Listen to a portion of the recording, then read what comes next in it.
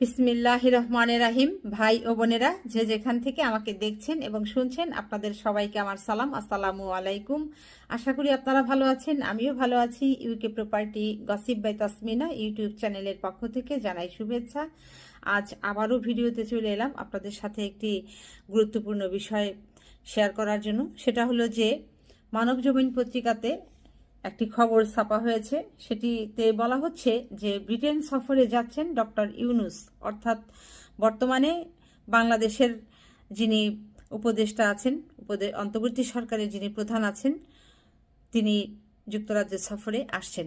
তো মূল খবরটা এভাবে প্রকাশ করা হয়েছে যে রাষ্ট্রীয় সফরে ব্রিটেন আসছেন অন্তর্বর্তীকালীন সরকারের প্রধান উপদেষ্টা professor doctor Mohammad Yunus.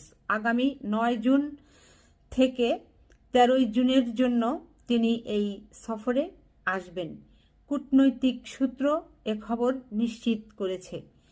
Britain সফরকালে রাজা দ্বিতীয় চার্লস ও সরকার প্রধানমন্ত্রী স্যার কিয়ার স্টারমারের সাথে সাক্ষাৎ করবেন বলে সূত্র জানিয়েছে।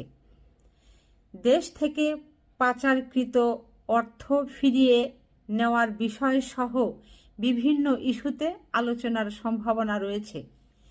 এরপর আরও যেটি বলা হয়েছে যে প্রধান উপদেষ্টার সফরসঙ্গী হিসাবে বাংলাদেশ ব্যাংক ও দুদকের একটি টিম থাকবে বলে জানা গেছে। বিষয়টি নিশ্চিত করতে লন্ডনস্থ বাংলাদেশ হাই কমিশনে যোগাযোগ করা হলে প্রেস মিনিস্টার আকবর হোসেন জানান, প্রধান উপদেষ্টার ব্রিটেন সফরের বিষয়টি অনেকটাই নিশ্চিত, তবে এখনও চূড়ান্ত অফিসিয়াল কোনো ঘোষণা আসেনি। ব্রিটেন সরকারের দপ্তরের সাথে সূচি নিয়ে কাজ চলছে। এই ছিল পুরো খবর।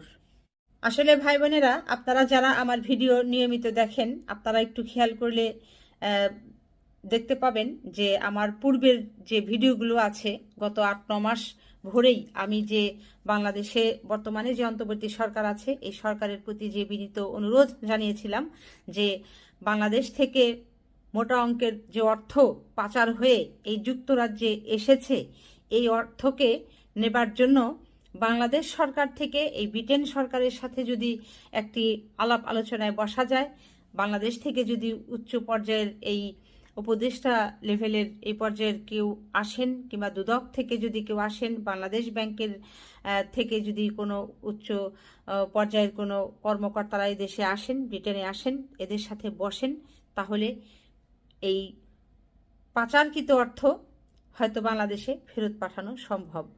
তো 8-9 মাস পর সেই ঘটনাই এখন ঘটতে যাচ্ছে। এই নিউজটি যখন আসলে আমি দেখেছিলাম, আমি খুব আসলে আনন্দ পেয়েছি যে শেষ পর্যন্ত ডক্টর মোহাম্মদ ইউনূস সাহেব, প্রধান উপদেষ্টা, তিনি আসছেন। তো এখন এই লন্ডনে কিন্তু অনেক আওয়ামী লীগের মন্ত্রী, এমপি, প্রতিমন্ত্রী, উপমন্ত্রী, সংসদ সদস্য, অনেক নেতারা পালিয়ে আছেন, আশ্রয় নিয়েছেন। তো এদের তো গায়ে জ্বর এসে যাবে। এই কথাটা শোনার পর, এই নিউজটা দেখার পর তাদের রাতের ঘুম হারাম। এতদিন যা তারা আরামে আয়াসে ছিল, এই যুক্তরাজ্যের মাটিতে এসে, ইংল্যান্ডে এসে, এই লন্ডন শহরে তারা যেভাবে আরামে আয়াসে দিন যাপন করতেছিল, এই ডক্টর মোহাম্মদ ইউনূস সাহেবের বাংলাদেশ থেকে এই রাষ্ট্রীয় সফরে ব্রিটেনে আসার কথা শুনে তাদের ঘুম হারাম হয়ে যাবে। তো হারাম হওয়াটাই স্বাভাবিক, হারাম না হয়ে তো পারবে না। কারণ এই যে কোটি কোটি অর্থ, কোটি কোটিই না, হাজার কোটি অর্থ অবৈধভাবে বাংলাদেশ থেকে পাচার করে দিয়েছে, বাংলাদেশের মানুষের অর্থ এই দেশে পাচার করে দিয়েছে।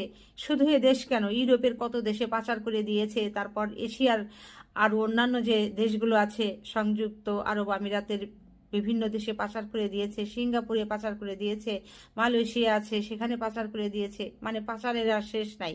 তো যা হোক, শেষ পর্যন্ত ডক্টর মোহাম্মদ ইউনূস, বাংলাদেশের যিনি বর্তমান অন্তর্বর্তী সরকারের প্রধান উপদেষ্টা, তিনি এখন ব্রিটেনে রাষ্ট্রীয় সফরে আসছেন। তার সফরসঙ্গী হিসাবে তার সাথে আছেন বাংলাদেশ ব্যাংকের গভর্নর এবং সেই সাথে দুদকের আরও ঊর্ধ্বতন কর্মকর্তারা। আপনাদের সুস্বাগতম, আপনারা যুক্তরাজ্যে আসেন এবং এসে যারা আওয়ামী লীগের যারা পাচারকারী আছে, এদের পাচারকৃত অর্থ আপনারা বাংলাদেশে ফিরিয়ে নেওয়ার উদ্যোগ নেন। তো এখন যারা আসছেন নিশ্চয়ই তারা খালি হাতে আসছেন না। তারা যে পরিমাণ অর্থ যে যে ব্যক্তি লুট করেছে, পাচার করেছে, সেগুলোর তাদের কাছে প্রমাণ আছে বিধায়ী সেই প্রমাণ সাথে করে নিয়েই কিন্তু তারা আসছেন। যে কারণেই বলছিলাম যে আওয়ামী লীগের যারা এতদিন এখানে এই গায়ে বাতাস দিয়ে চলাফেরা করেছেন, এখন আর তাদের ঘুম হবে না, রাতের ঘুম হারাম হয়ে যাচ্ছে। তো ভাই বোনেরা, আপনারাও আপনাদের মূল্যবান মতামত কমেন্টের মাধ্যমে জানাবেন প্লিজ। সবাই ভালো থাকবেন, সুস্থ থাকবেন এবং আমার জন্য দোয়া করবেন। আমার এই চ্যানেলটিতে লাইক, কমেন্ট, শেয়ার এবং সাবস্ক্রাইব করবেন। আসসালামু আলাইকুম, আল্লাহ হাফেজ।